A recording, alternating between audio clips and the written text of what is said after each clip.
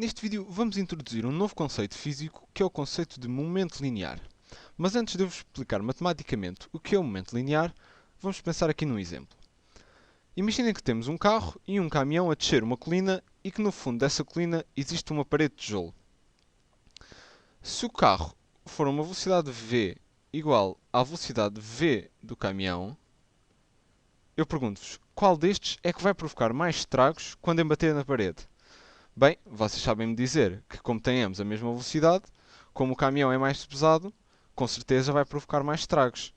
Mas agora, imaginem que eles não têm ambos a mesma velocidade, mas o carro tem muito mais velocidade do que o caminhão. O caminhão vai mesmo devagar.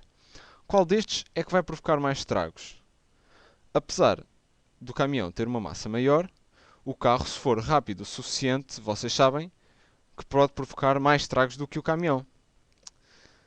E, portanto, a partir desta análise simples, nós conseguimos perceber que a quantidade de estragos que vai ser provocada no embate vai depender tanto da massa de um e do outro, como da sua velocidade. E vai ser esta capacidade de provocar estragos que vai definir o nosso momento linear. O vetor momento linear, que se representa por P, vai ser igual ao produto da massa pelo vetor velocidade. E, portanto, o vetor momento linear vai ter sempre a mesma direção e sentido do vetor velocidade. As unidades são, como vem de massa, quilograma, a velocidade, metro por segundo. Podemos já fazer aqui um exemplo prático com o nosso caso, para ver qual deles é que causaria maior estragos quando batesse na parede.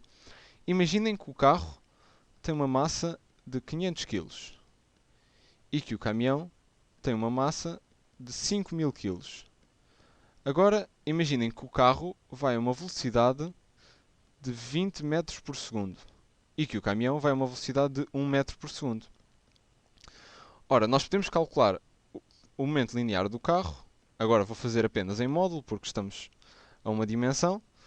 O momento linear do carro vai ser 20, ou melhor, 20 vezes 500, que vai ser igual a 10.000 kg metro por segundo. E qual é que vai ser o momento linear do caminhão?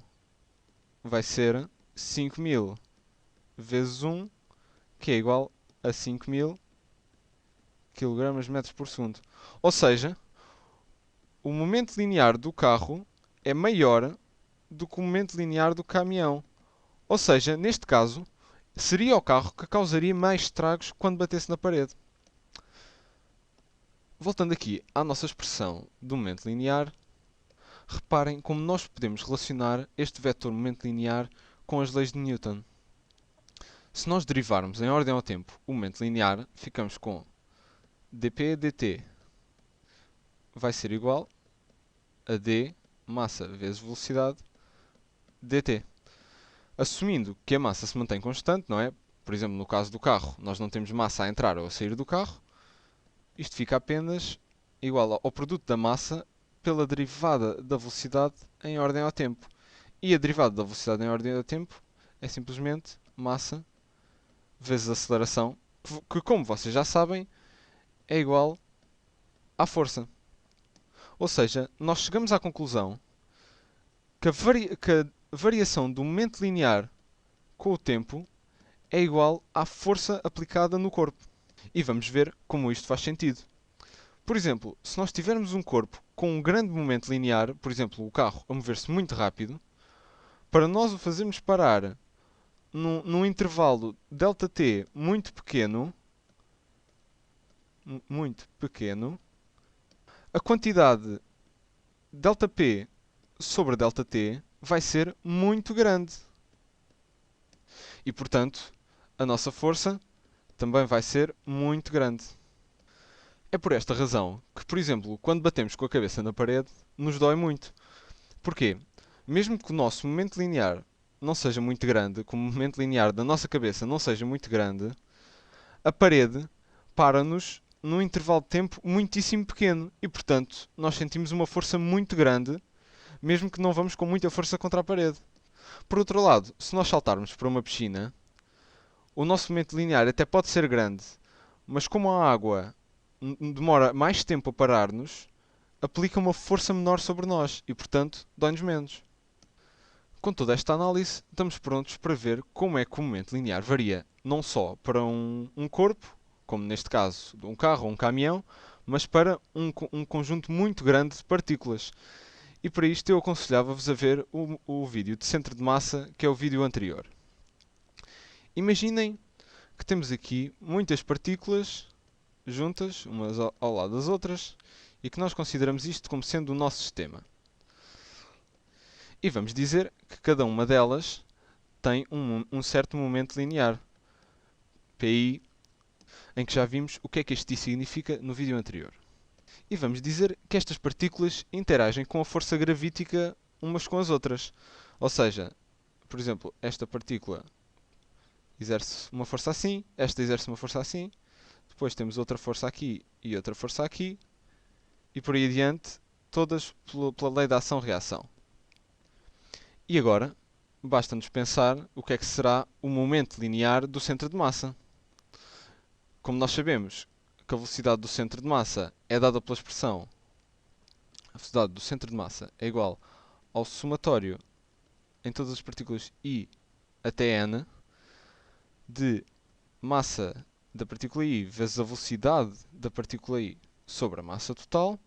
Para nós termos o centro de massa, basta-nos multiplicar pela massa total do sistema em ambos os lados. E, portanto, nós temos que o momento linear do sistema, do centro de massa, quero dizer, é igual ao somatório em todas as partículas I igual a 1 até N do produto da massa de cada partícula pela sua velocidade. E agora também podemos derivar esta expressão do centro de massa tal como fizemos aqui em cima e ficamos com o quê? Que a derivada do momento linear do centro de massa em ordem ao tempo é igual. Nós derivávamos cada uma destas parcelas aqui em ordem ao tempo, a derivada da velocidade de cada partícula em ordem ao tempo é a resultante das forças que lhe está a atuar e, portanto, ficamos apenas com o somatório de I igual a 1 até N da força aplicada em cada partícula. Agora reparem, se nós estamos a somar todas as forças, então, por exemplo, este par de forças aqui, como tem a mesma direção e sentidos opostos, vai-se anular, bem como este par aqui, e bem como todos os pares que resultam da interação entre partículas. Agora, se nós tivéssemos uma força exterior a atuar neste sentido, não ia haver uma resposta a esta força entre as partículas e, portanto, uma vez que todos estes termos se anularam, o que é que seria o somatório de todas as forças aplicadas? Seria simplesmente a força exterior a atuar no sistema. E, portanto, chegamos a uma conclusão muito importante, que é a variação do momento linear do centro de massa em ordem ao tempo é dado pela força exterior a atuar no sistema, ou a resultante das forças exteriores a atuar no sistema. O que é que isso implica? Que as forças entre as partículas não fazem alterar o momento linear do sistema. Ou seja, vamos supor que não temos forças externas a atuar no nosso sistema. Ou seja, a força externa é zero. Isso significa que a derivada do centro de massa em ordem ao tempo é zero e, portanto, o momento linear do centro de massa é constante. E esta é uma consequência muito importante desta lei, que se chama a Lei da Conservação do Momento Linear, que nos diz precisamente que se não há forças exteriores ao sistema a atuar, isso significa que o momento linear do centro de massa vai ser constante. Vocês podem ver a aplicação da conservação do momento linear nos próximos 2 vídeos.